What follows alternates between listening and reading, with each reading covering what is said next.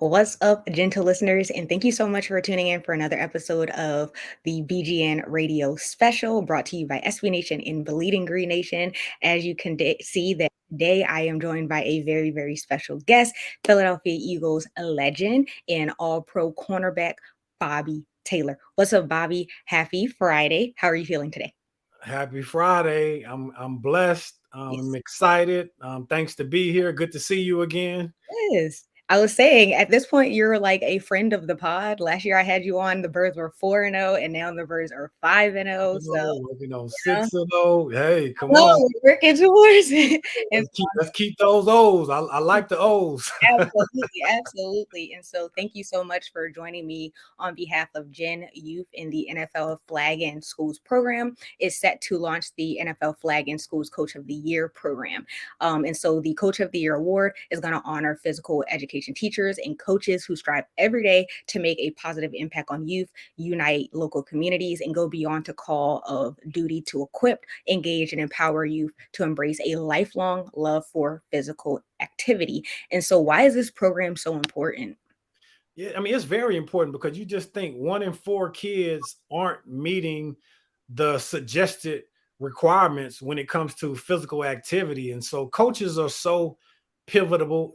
I can just think about some of the coaches that inspired me growing up and going through school. They not only coached me, but they also were teachers as well. They may have taught math, may have taught science, social studies. And so you have some men and women that are pulling double duty and they're spending more time with a lot of our children than we are as parents. And so to just see some of the sacrifices that I know some coaches have had on my life and in some of my peers' lives as well, I just think we should honor them just because they're unsung.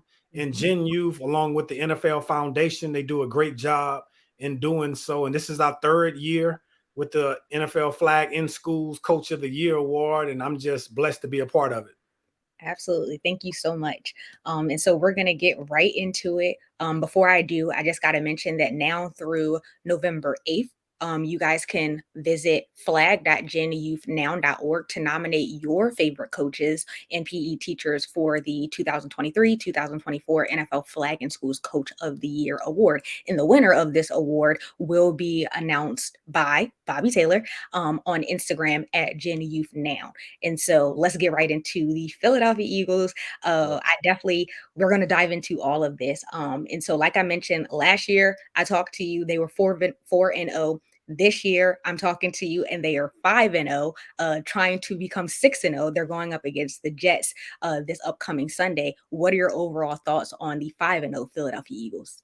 Well, first of all, just to be 5-0 coming off a Super Bowl loss, I don't think any other team has positioned themselves the way that the Eagles have. And so that you just have to take that off to the leadership, the coaches, the guys on the team, just to be able to come back from a disappointing Super Bowl loss. The guys put up a great effort, but unfortunately didn't get it done at the end of the day. And so I'm not sure what the stats say in regards to teams coming back after a Super Bowl loss, but I would put the Eagles right there up with any of some of the other teams that have had success being in the position that they're in right now. And so, they're playing the Jets this week. Hopefully I look forward to them having another big game. The way that they've won this year, of course, there have been some struggles here and there, but I feel like that's going to make them stronger at the end of the day. If they were just running through every team that they were playing, sometimes that could possibly put in the back of your mind, what, maybe they may have a letdown here or there. And so they're still a work in progress. And so to be a work in progress, but continue to be undefeated, that's just a beautiful thing. Absolutely. Like you mentioned, they have been facing a little bit of criticism. Mainly, you've been hearing a lot of criticism surrounding their new offensive coordinator, Brian Johnson. One of the main issues has definitely been executing in the red zone. They've been struggling, like they've been making it down the field, but they've been struggling to just execute once they get into the red zone. And so, pretty much like one of the bigger questions I wanted to ask you, people are talking about whether or not they should allow Nick Sirianni to, be in control of play calling when it comes down to the red zone. What are your thoughts? No, I mean, I think, listen, he's learning on the job. Fortunately, the offensive coordinator and the defensive coordinator got head coaching jobs last year coming off their Super Bowl berth. But I don't think it's time for them to make any changes. Of course, yeah, they've stalled a little bit when they've gotten down in the red zone, but sometimes that could be expected because the field is shortened, is cut off. But I still have faith in what they can do, not only running the ball, but passing the ball as well. And so I think it's definitely something that you can learn from. This is a time during the season where you can self-evaluate yourself to say, okay, in these first 5 games, what did we do well? What didn't we do well? What are some of the things we could change? Is it a personnel? Maybe we can, try to disguise some things, but I definitely wouldn't support taking that responsibility away from the OC right now. Another thorn in the Eagles side so far has been the secondary, an area that you definitely are an expert on. And Mhm. so they lost two of their top slot corners in Avonte Maddox and Zach McPherson early on to season-ending injuries. Yeah. And so they brought on Bradley Roby. He got his Eagles debut on Sunday against the Rams. And so what did you see from Bradley Roby in his first game with the Eagles? Well, I think listen, he's a vet. He's made a lot of plays in this league, and the Eagles made that decision for good reason, and I don't question that at all. And it just takes some time, right? But one of the things I can say from a defensive standpoint, it all starts from the big guys up front.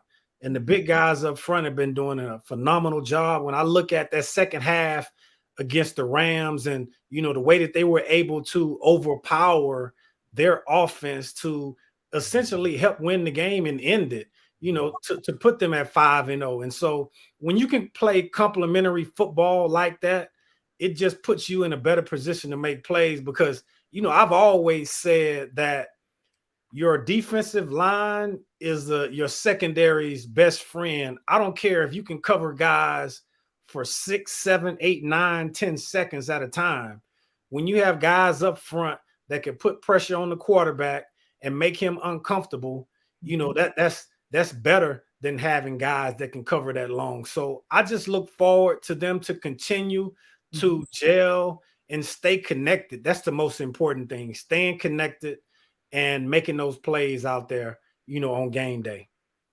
The injury report was issued on Thursday, and it did have Darius Slay listed with an injury, and so we don't know if he's going to be good to go on Sunday. And so that means that their starting, defensive backs will be not Darius Slay, James Bradbury, potentially Josh Jobe filling in for Darius Slay, and then Bradley Roby. And so, how do you think that is this secondary is going to pan out going up against the wide receivers in Garrett Wilson? They have Alan Lazard, they have Randall Cobb, and some of these other guys. Well, listen, it's going to be a challenge, even if Darius is able to play on Sunday, right? And hopefully, with him being the widely all-pro player that he is, maybe that was just a camouflage rest day for Uh-huh. for Darius, right? Maybe that was just a camouflage rest day. I'm gonna hold my breath and see what happens on Sunday, but it's gonna be a challenge because those guys. I mean, I saw probably the catch of the year that Garrett made. I don't know if it was a Sunday night game or a Monday night game that he made for a touchdown, and so they're going to be challenged. But listen, this is what the NFL is all about. This is why you have backups, just because at a moment's notice they could be propelled to the starting lineup and have to play major downs for your team.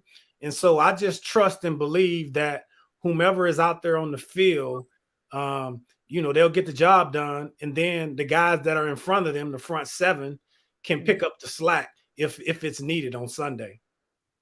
One of the matchups that I am most excited for is going to be the Eagles wide receivers going up against the Jets secondary. And so, if you were the Jets defensive coordinator, Jeff Ulbrich, how would you game plan to try, because it's going to be a tough task, to Yep. try to limit AJ Brown and Devontae Smith? Yeah, well, it's going to be tough, right? And so, I would just look at probably matching Gardner, because I'm not going to call him Sauce.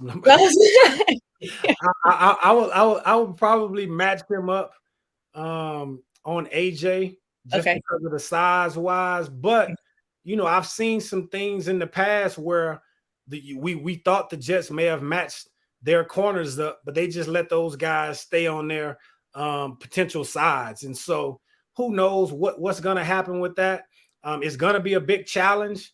I don't want to give out too many tips to the Jets because I don't want them to be successful out Yeah, there Sunday, but hypothetically speaking, that would probably be the thing that I would do. Match Gardner up on AJ, mhm, and then their other corner up on Devontae, and just see how it all works out. And they have some good defensive linemen as well. I mean, I like the defensive linemen that they have on the Jets, and so those guys get paid too. I mean, a lot of people have kind of written them off since Aaron Rodgers has been hurt, and I've liked the leadership mhm. that Aaron has showed from a support standpoint when there was a lot of bickering going back and forth. And he was like, look, guys, can we just be quiet and just go to work, keep our heads down, speaking positively about, their young quarterback, his backup.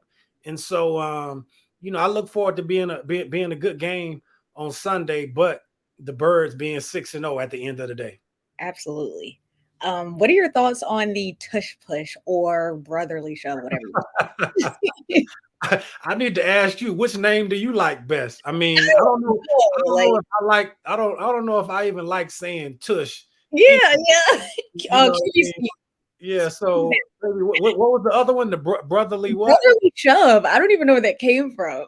Yeah, I don't know what the chub part is. I like the brotherly just Yeah. because it just goes with Yes. Philadelphia and the identity and Yes. culture. But I mean, it's a powerful weapon. It's like our nuclear bomb or It something like really that, is. and so it's worked well for us. And I'm actually surprised because all of these professional leagues are copycat leagues. When coaches see other things be successful, a Mhm. lot of time they copy it.